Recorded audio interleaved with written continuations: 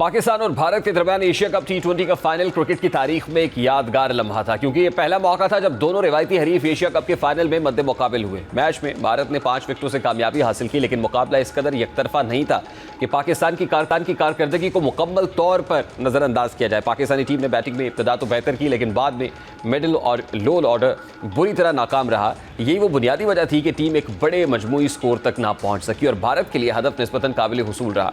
Pakistani innings में सबसे नुमाया कारकर्दगी ओपनर साहबजादा फरहान की थी, जिन्होंने 57 रन बनाकर एक मजबूत आगाज फराम किया। इसी तरह फखर जमान ने भी 46 रन के साथ बैटिंग लाइन को सहारा देने की कोशिश की। ताहम इन दोनों खिलाड़ियों के अलावा बाकी बैटर्स गैर जिम्मेदाराना अंदाज में खेलते हुए अपनी विकेट गंवाते रहे और यूं कोई बैटर डबल फिगर में भी दाखिल नहीं हो सका। साइम अयूब ने 14 रन के बाद विकेट गंवाई और फिर एक के बाद एक बैटर के आउट होने से टीम का ढांचा बिखर गया। सबसे तशवीशनाक पहलू यह था कि 8 खिलाड़ी डबल फिगर्स में दाखिल ना हो सके, जो किसी भी फाइनल मैच में बहुत बड़ी खामी है। इससे यह साफ जाहिर हुआ कि बैटिंग में मनसूबाबंदी, सब्र और शॉट सिलेक्शन का फुकदान था। अगर दरमियानी ओवर्स में एक बैटर विकेट पर खड़ा रहता तो स्कोर 170 या इससे ज़ायद तक जा सकता था, जो भारत के लिए मजीद दबाव का बाइस बनता। दूसरी जानिब अगर पाकिस्तान की बॉलिंग पर नजर डाली जाए तो ये कहना गलत नहीं होगा कि बॉलर्स ने भरपूर मेहनत की। 146 का हदफ गो के बड़ा नहीं था, लेकिन पाकिस्तानी बॉलर्स ने भारतीय बैटर्स को खुलकर खेलने का मौका नहीं दिया। भारत को मैच जीतने के लिए आखिरी ओवर तक जान लड़ाना पड़ी। शाहीन आफरीदी और फहीम अशरफ ने उम्दा लाइन और लेंथ पर गेंदबाजी की, जबकि स्पिनर साइम अयूब और अबरार अहमद ने भी दरमियानी ओवर्स में दबाव बरकरार रखने की कोशिश की। इसके बावजूद भारत ने हदफ पूरा कर लिया, लेकिन यह हकीकत अपनी जगह है कि पाकिस्तान के बॉलर्स ने मुकाबला आखिरी गेंद तक किया। यही वो पहलू है जिससे अंदाज़ा होता है कि टीम में अभी भी जीतने का जज्बा और सलाहियत मौजूद है। अब एशिया कप के तारीखी फाइनल में भारत ने पाकिस्तान को शिकस्त देकर टाइटल अपने नाम तो किया, लेकिन इसके बाद पेश आने वाले वाक़यात ने खेल की रूह को मजरूह करके रख दिया है। टूर्नामेंट जीतने के बावजूद भारतीय टीम की हटदर्मी बरकरार रही और उसने chairman Asian cricket council Mohsin Naqvi से ट्रॉफी लेने से इनकार किया। ये रवैया ना सिर्फ क्रिकेट की इक़दार के खिलाफ था, बल्कि उसने इस बात को जाहिर किया कि भारतीय टीम खेल को खेल की नज़र से देखने की बजाय सियासत के नरके में ला चुकी है। मोहसिन नकवी के सामने भारतीय टीम का इनकार एक बड़ा तनाज़ा इख्तियार कर गया। ताहम जवाब में मोहसिन नकवी भी डट गए और भारतीय टीम को ट्रॉफी के बगैर ही मैदान से जाना पड़ा। यह अमल भारतीय क्रिकेट की जेंटलमैन गेम की इक़दार के मुनाफी और छोटी सोच और नीच जहनीत का मजहर था। भारत की इस रविश ने खेल को एक बार फिर सियासत की भेंट चढ़ा दिया। भारतीय बोर्ड की इमा पर टीम ने ट्रॉफी लेने से इनकार करके बैनुल-अक़वामी सतह पर क्रिकेट का तमाशा बनाया। प्रेजेंटेशन तकरीब को ट्रॉफी दिए बगैर ख़त्म करना क्रिकेट की तारीख में एक मुनफरिद और अफसोसनाक मिसाल बन गई। यूँ महसूस हो रहा था कि भारतीय खिलाड़ियों की बजाय सियासतदानों का किरदार अदा कर रहे हैं और वो मोदी सरकार की ज़बान बोल रहे हैं। भारतीय क्रिकेटर्स के इस अमल को देख कर ये कहना गलत ना होगा कि नरेंद्र मोदी अपनी सियासी ख्वाहिशात के लिए खेल को भी दागदार करने पर तुल गया है। मोदी हुकूमत पाकिस्तान के हाथों माजी में होने वाली जंगी शिकस्त को हजम नहीं कर पा रही, इसीलिए वो खेल में भी अपनी नापाक सियासत दाखिल करके तस्कीन हासिल करने की कोशिश कर रही है। यहाँ ये बात भी काबिल ज़िक्र है कि मोदी ने भारत की फाइनल में जीत को ऑपरेशन सिंदूर से जोड़ दिया, जो कि खेल और सियासत के बीच लकीर को मजीद धुंधला करने की एक वाज़ेह मिसाल है। ये रवैया इस बात की निशानदेही करता है कि भारतीय क़यादत किस कदर जहनी पस्ती का शिकार हो चुकी है कि वो खेल को भी सियासत बयानिए के लिए इस्तेमाल करने लगी है। लेकिन मोदी के इस बयान पर एशियन क्रिकेट काउंसिल के सदर मोहसिन नकवी ने एक और दो टोक पैगाम देकर मोदी सरकार की बोलती बंद कर दी है। उन्होंने अपनी ट्वीट में लिखा कि जंग को खेल से जोड़ना इंतहाई मायूसी की अलामत है।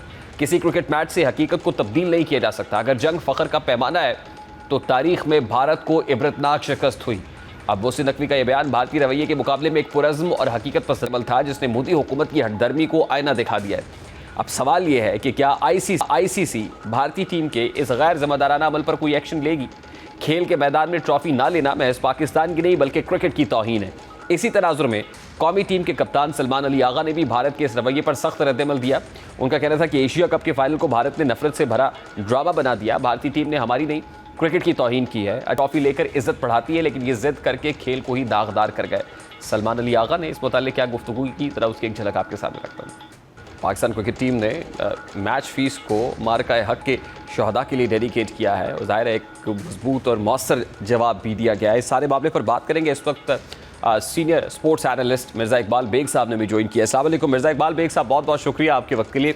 सबसे पहले तो गुज़श्ता रात जो कुछ हुआ, ज़ाहिर है एशिया कप का फाइनल एक बड़ा मैच था, बड़ा मार्का था, जिसमें दो रिवायती हरीफ मद्दे मुकाबिल थे। भारत को कामयाबी नसीब हुई, लेकिन उसके बाद जो कुछ हुआ, ट्रॉफी ना लेना, क्या प्रेसिडेंट सेट करने की कोशिश की गई?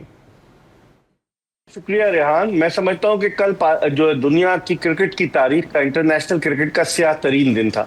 मैं इतने अरसे से क्रिकेट कवर कर रहा हूं, कभी भी इस तरह का मैंने वाकया नहीं देखा कि ट्रॉफी लेने फाते टीम ना आई हो। उसके खिलाड़ी मैदान में मौजूद थे, घास पर बैठे हुए सेल्फी बना रहे थे, वीडियो बना रहे थे, और पोडियम पर जो गेस्ट थे वो सब इंतजार कर रहे थे, लेकिन वो ट्रॉफी लेने नहीं आए। तो इसका मतलब ये हुआ कि भारत की हठधर्मी है क्रिकेट के खेल में, सियासत को ये मोदी सरकार लेकर आ गई है, जिसकी वजह से ये खेल बजाय बुलंदी की तरफ जाने के तनज़्ज़ुली की तरफ गामजन हो जाएगा। आप देखें ना कि क्रिकेट जेंटलमैन्स गेम कहलाता है, लेकिन जिस तरीके से जो रवैया भारतीय कप्तान ने, भारतीय टीम ने, वो खुद तो कुछ नहीं कर रहे, उनको यकीनन मोदी गवर्नमेंट की तरफ से जो है वो इशारा मिला होगा। और आज आप देखें पीसीबी के चेयरमैन ने नरेंद्र मोदी की उस ट्वीट का भी जवाब दिया है, क्योंकि कल जीतने के बाद भारत के नरेंद्र मोदी ने ट्वीट कर दिया, यानी कि उनकी इतनी ज्यादा दिलचस्पी थी इस मामले पर, वो पाकिस्तान को नीचे दिखाना चाह रहे थे। और अब आप देखें रेहान, 2014 से जब से भारत में मोदी गवर्नमेंट आई है, भारत ने क्रिकेट के ताल्लुकात पाकिस्तान से बिल्कुल खत्म कर दिए। कोई बायलैटरल बुनियादों पर सीरीज नहीं हो रही, जो मल्टी नेशनल टूर्नामेंट होते हैं वहां हम एक दूसरे के मध्य मुकाबले होते हैं। लेकिन मैं समझता हूं इससे भारत को नुकसान पहुंचेगा, क्योंकि भारत 2030 के कॉमनवेल्थ गेम्स और 2036 के ओलंपिक्स की बिड देने का प्रोग्राम बना रहा है कि हाँ उस बिडिंग में जाएगा। तो अगर एक मुल्क जो क्रिकेट के खेल को सियासत से गंदा कर रहा है, वो किस तरीके से पूरी दुनिया को, क्रिकेट में तो चंद ममालिक है ना, पूरी दुनिया के वो खेल, चाहे कॉमनवेल्थ गेम्स हो चाहे वो ओलंपिक हो, कैसे वो उसको होस्ट करेगा। मेरे ख्याल में भारत ने कल क्रिकेट को इस तरह से रुस्वा किया है कि जेंटलमैन्स गेम जो है वो बिल्कुल रुस्वाई के दहाने पर आ जी। मिर्जा इकबाल भाई साहब, देखिए ये जो आरएसएस और हिंदुत्व सोच है, अनफॉर्चुनेटली जेंटलमैन गेम के अंदर भी रिफ्लेक्ट हो रही है। और नरेंद्र मोदी का जो ट्वीट है that is very much visible कि उसके पीछे असल में नरेंद्र मोदी गवर्नमेंट खड़ी हुई थी, जो कुछ भारत ने किया है और भारतीय क्रिकेट टीम ने किया है। लेकिन सवाल बड़ा सादा सा है, हारिस रऊफ को कहीं जहाज, हाथ से जहाज बनाने और जहाज गिराने पर जुर्माना हो जाता है, साहबजादा फरहान को तलब कर लिया जाता है, इंक्वायरी लग जाती है। कल जो भारतीय क्रिकेट टीम ने किया है, क्या ये कहीं प्रोटोकॉल्स की खिलाफ वर्जी नहीं है कि पोडियम के ऊपर सब लोग खड़े हुए हैं, खुद चेयरमैन एशियन क्रिकेट काउंसिल खड़े हुए हैं, वो उनके साथ जो ऑगस्ट पैनल है वो मौजूद है। क्या ये आईसीसी के नोटिस लेने के लिए एक बहुत बड़ा रीजन नहीं है कि आईसीसी इसके ऊपर भी कुछ जवाब तलबी करे कि भाई ये क्या कर रहे हो आप? देखिए रेहान, आईसीसी तो खुद बाइज्ड है, ये इंटरनेशनल क्रिकेट काउंसिल नहीं है, ये इंडियन क्रिकेट काउंसिल है। उन्हें अपने पैसे पे भारत को बड़ा जोम है। आप देखें आईसीसी का चेयरमैन जय शाह कौन है? भारतीय वजीर दाखिला अमित शाह का बेटा। आईसीसी का चीफ एग्जीक्यूटिव संजोग गुप्ता कौन है? यहाँ आईसीसी में आने से पहले वो एक टेलीविजन चैनल में था भारत के। और इसी तरीके से आईसीसी का director finance, director media, they all belong to India.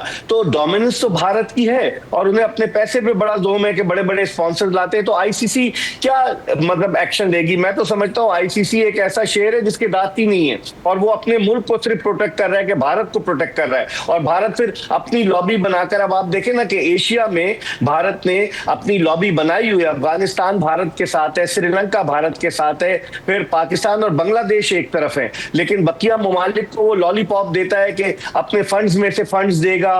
और जिस तरीके से जय शाह चला रहा है, 37 बरस की उम्र में जय शाह आईसीसी का चेयरमैन बन गया। मैं तो हैरान हूं कि भारत की इस हकदर्मी की वजह से क्रिकेट को जो नुकसान पहुंचेगा, बकिया कोई मुल्क बोल नहीं रहा। उनको बोलना चाहिए ना। पहले इसने बिग 3 बनाया, आपको याद होगा, भारत, ऑस्ट्रेलिया और इंग्लैंड, और फिर वो बिग 3 नाकाम हो गया। तो अपनी मोनोपोली बरकरार रखना चाहता है। मैं समझता हूँ ये खेल भी अब रफ्ता रफ्ता अपनी वो वक़्त, वो इज्जत होता जा रहा है अगर इस तरह के वाकयात होते रहे। देखिए कल चेयरमैन एशियन क्रिकेट काउंसिल तो डटे रहे कि ये हम रूल्स के अगेंस्ट नहीं। हमेशा चेयरमैन एशियन क्रिकेट काउंसिल ने एशिया कप की ट्रॉफी दी है, तो कल कैसे तब्दील कर देते, डटे रहे उस महाज के ऊपर। बहुत अच्छा किया। लेकिन कल को जाहिर है भारतीय टीम कहीं, ये तो एक रोटेशनल चेयर है ना, एशियन क्रिकेट काउंसिल की जो चेयरमैनशिप है वो भारत के पास आती है। कल को पाकिस्तान क्रिकेट टीम ट्रॉफी लेने से इनकार कर देती है, तो ये एक ना खत्म होने वाला सिलसिला शुरू हो जाएगा। मिर्जा इकबाल बेग साहब, क्या बेफिटिंग रिस्पांस होना चाहिए? जाहिर है मोहसिन नकवी साहब ने ट्वीट्स तो की हैं, लेकिन हुकूमती सतह के ऊपर भी आप समझते हैं कि कोई इसका सख्त रद्द-ए-अमल या रिस्पांस देना चाहिए, और फिर उसके बाद जो हेजिमनी है भारत की वो कैसे टूट पाएगी? देखिए, इसके लिए रेहान हमें आईसीसी का जो इजलास हो रहा है सुनने में आया, नवंबर में आईसीसी का इजलास है, वहां पाकिस्तान क्रिकेट बोर्ड को सख्त मौक़िफ़ इख्तियार करना चाहिए, लॉबी बनानी चाहिए, अपने साथ के जो ममालिक, जो हम सयाल ममालिक हैं, उनको मिलाना चाहिए, उनको बताना चाहिए कि ये भारत अपनी हठधर्मी की वजह से आइसोलेट कर रहा है सारे ममालिक को। और आप देखें कि जो इस साल चैंपियंस ट्रॉफी हुई, इस चैंपियंस ट्रॉफी में मेजबान पाकिस्तान था, लेकिन जब तकरीब तकसीम इनामात मुनक्किद हुई दुबई इंटरनेशनल क्रिकेट स्टेडियम में, जो भारत ने चैंपियंस ट्रॉफी जीती, तो उस चैंपियंस ट्रॉफी में पाकिस्तान क्रिकेट बोर्ड के chief operating officer Sumair Ahmed Syed वहां गए थे, उनको पोडियम तक पे नहीं बुलाया गया। तो इससे आप अंदाजा लगाएं कितना जानिबदार है भारत। तो मेरे ख्याल में पाकिस्तान क्रिकेट बोर्ड को इस हवाले से आवाज बुलंद करनी चाहिए, अपनी लॉबी बनानी चाहिए, क्योंकि हम काफी अरसे से तन्हा थे। पाकिस्तान क्रिकेट एक जमाने में रूल करती थी और दुनिया के दीगर ममालिक के साथ हमारे ताल्लुकात बड़े अच्छे थे, लेकिन गुज़िश्ता चंद बरस से हमारे ताल्लुकात इतने अच्छे नहीं रहे। भारत अपनी हठधर्मी की वजह से, अब देखें आईपीएल में कोई पाकिस्तानी खिलाड़ी नहीं जाता। फिर उन्होंने आईपीएल के लिए ये रख लिया है कि जब आईपीएल हो तो दुनिया के दीगर ममालिक में कोई सीरीज ना हो। तो इसका मतलब है कि सिर्फ क्रिकेट एक ही मुल्क में हो रही है। क्रिकेट तो 1877 से हो रही है, जो पहला टेस्ट मैच मार्च 1877 में इंग्लैंड और ऑस्ट्रेलिया के दरमियान खेला गया। तो मेरे ख्याल में इस मोनोपोली को तोड़ने के लिए रेहान हमें एक वादे हिकमत अमली इख्तियार करनी होगी। पाकिस्तान क्रिकेट बोर्ड को चाहिए कि दीगर ममालिक के साथ मिलकर एक लॉबी बनाए और भारत के इस हठधर्मी का कोई तोड़ निकाले, वरना ये चलता रहा तो क्रिकेट जो है वो खेल, उसमें लोगों की दिलचस्पी भी खत्म हो जाएगी और इसकी इज्जत भी खत्म हो जाएगी। इकबाल बेग साहब, जाहिर है ये सारी कंट्रोवर्सी अपनी जगह पर, but we can not get our eyes off the performance which is being done by Pakistan cricket team. और जो पुअर परफॉर्मेंस हमने मैदान के अंदर देखी है, जाहिर है उससे कोई नजरें ओझल भी नहीं हो सकती है, डाइवर्जन भी नहीं हो सकती कि वहाँ से हम हट जाएंगे। अब जाहिर है कि वो एक ऐसा एरिया है जिसके ऊपर हमें फोकस करने की जरूरत है। How do you see that?